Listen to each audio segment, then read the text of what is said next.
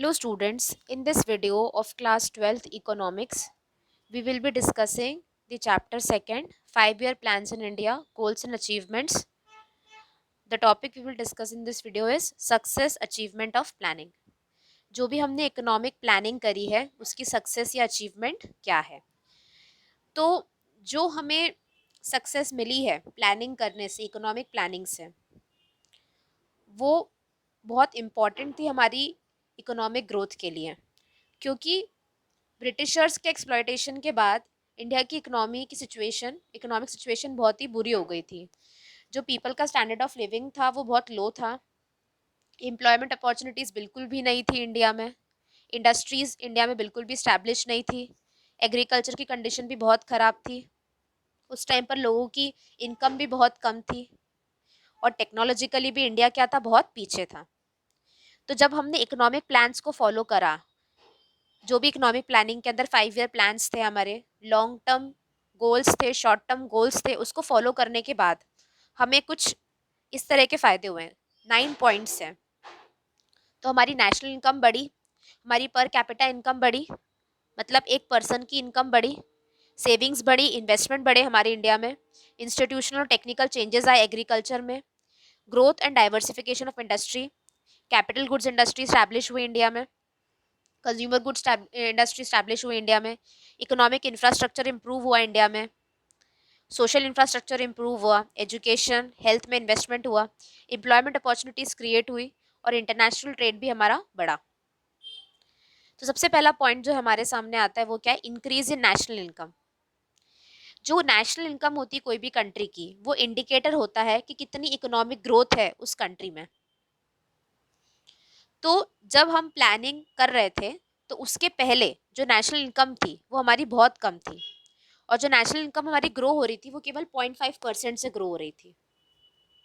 और हमारी इंडिया की इकोनॉमी कैसी थी? स्टैग्नेंट थी, रुकी हुई थी। ओके। तो जो ग्रोथ रेट थी हमारी नेशनल इनकम की, वो आप इस ग्राफ में देख सकते हो। फर्स्ट प्लान में, सेकंड प्लान में, third, fourth, fifth, six, seventh, eight, ninth, 10th, 11th और 12th, तो किस तरह से हमारी नेशनल इनकम बढ़ रही है। ओके। तो जो हमारी इंक्रीज इन नेशनल इनकम का वो फर्स्ट प्लान में वो कितना था? 4.6% पर एनम। और हमने टारगेट कितना रखा था? 2.1% का ही टारगेट रखा था। अब सेकेंड और 10th प्लान में हमने हमने क्या सोचा था? हमारी नेशनल इनकम कितनी होगी? 5% पर एनम होगी। ठीक है, लेकिन हमने ये टारगेट कब तक अचीव करा?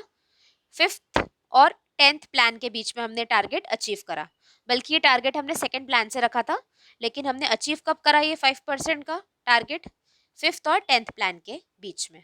आपको दिख रहा है 5th और 10th प्लान के बीच में, ठीक है। 5, 5.3, 5.8, 6.5, 5.4 और 7.6, ठीक है। अब increase in national income during 11th plan वो 7.5%। अब 11th प्लान में जो हमारी नेशनल इनकम में बढ़ावा है वो कितना है? 7.5%। हमारा टारगेट कितना था? 9% का था। अब जो हमारी नेशनल इनकम बढ़ी है 12th प्लान में, कितनी हो गई है? 6.8%। और हमारा टारगेट क्या था? 8% का। अब 18 और 19 में हमारी नेशनल इनकम कितनी थी? एस्टिमेटेड कितनी बढ़ी है? 6.9%, ठीक है। मोस्ट ऑफ द प्लान्स में हम अपने टारगेट को पहुंचने में फेल हुए हैं, लेकिन फिर भी जो एक डेडलॉक था, एक स्टैग्नेशन था हमारी इंडियन इकोनॉमी का, वो क्या हुआ? वो ठीक हो गया और हमारी इंडियन इकोनॉमी आगे बढ़ने लग गई, इंप्रूव करने लग गई और आगे की तरफ चलने लग गई। Second point, increase in per capita income. Per capita income मतलब एक पर्सन की इनकम। ओके। तो टाइम के साथ जो पर कैपिटा इनकम थी वो भी धीरे धीरे राइज होने लग गई। ओके। तो जो हमने इकोनॉमिक प्लानिंग करी थी उसके पहले हमारी पर कैपिटा इनकम बहुत ही कम थी, ठीक है। नोशनल मतलब बहुत कम। ओके। तो ये आपको डायग्राम दिख रहा है। जो ग्रोथ रेट है हमारी पर कैपिटा इनकम का, वो फर्स्ट प्लान में केवल 2.7% है और 12th प्लान में कितना हो गया? 5.5%।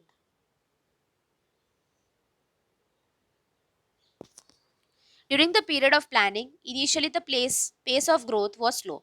मतलब जब हमने प्लानिंग करी थी तो उस टाइम जो ग्रोथ हो रही थी वो धीरे धीरे हो रही थी, तो केवल 2.7% ही है। फिर धीरे धीरे वो आगे बढ़ने लग गई और धीरे धीरे आगे बढ़ते हुए 11th प्लान में ग्रोथ रेट जो थी पर कैपिटा इनकम की वो कितनी होगी? 6%। 12th प्लान में कितनी हुई? 5.5%। 17-18 में 5.7% और 18-19 में 5.6%। ठीक है। अब ये जो पर कैपिटा इनकम की ग्रोथ है, ये किस चीज का अचीवमेंट शो करता है? ये शो करता है कि हमारी कंट्री में गुड्स एंड सर्विसेज की अवेलेबिलिटी क्या है, ज्यादा है। ठीक है। तो इसका क्या फायदा है? जब गुड्स एंड सर्विसेज की अवेलेबिलिटी ज्यादा होगी तो लोग उन गुड्स एंड सर्विसेज को परचेज करेंगे, उनकी क्वालिटी ऑफ लाइफ, उनका स्टैंडर्ड ऑफ लिविंग बढ़ेगा। ठीक है। इनकम का डिस्ट्रीब्यूशन होगा। ओके। नेक्स्ट है rise in savings and investment.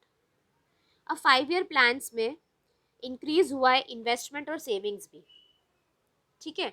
1950 से 51 में जो हमारा रेट ऑफ सेविंग्स था वो कितना था? 9.5% था नेशनल इनकम का। और 11th प्लान तक 2011 2012 में वो कितना हो गया? 31.3% हो गया। और 17-18 में कितना हो गया? 30.5%। अब जो रेट ऑफ इन्वेस्टमेंट है, रेट ऑफ इन्वेस्टमेंट मतलब हम कैपिटल फॉर्मेशन कितना कर रहे हैं, कितना हमारा कैपिटल बढ़ते जा रहा है, वो भी हमारा क्या हो गया? बढ़ गया। 1950 से 51 में 9.3% था और अब 17-18 में कितना हो गया? 32.3%। ठीक है। तो हमारी सेविंग्स और इन्वेस्टमेंट भी क्या है? बहुत इंपॉर्टेंट रोल प्ले करते हैं कोई भी इकोनॉमिक ग्रोथ में। किसी भी इकोनॉमी की ग्रोथ में सेविंग्स और इन्वेस्टमेंट एक इंपॉर्टेंट रोल प्ले करते हैं।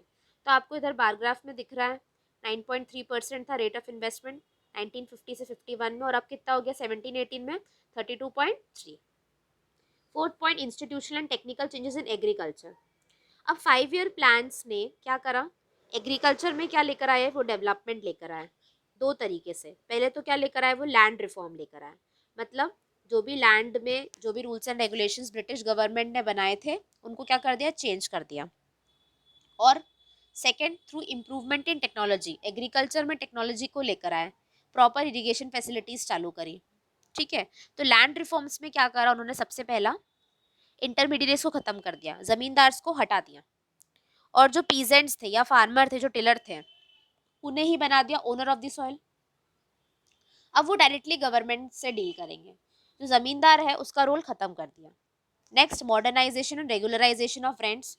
जो भी जमीन का रेंट है उसको कम करना, उसको रेगुलेट करना। लैंड होल्डिंग्स पर सीलिंग लगाना, मतलब जमींदारों से लैंड लिया, उसका इक्वल डिस्ट्रीब्यूशन करके बांटा। ठीक है। एक लिमिट लगाई कि आप इससे ज्यादा जमीन होल्ड नहीं कर सकते हैं। ओके। नेक्स्ट,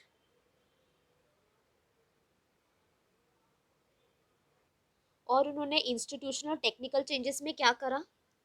उन्होंने HYV सीड्स यानी ग्रीन रेवोल्यूशन के थ्रू क्या करा? खेती चालू करवाई। टेक्नोलॉजी में इम्प्रूवमेंट लेकर आए, इरिगेशन में इम्प्रूवमेंट लेकर आए। उससे क्या हुआ? एग्रीकल्चर का आउटपुट और प्रोडक्टिविटी बढ़ गया।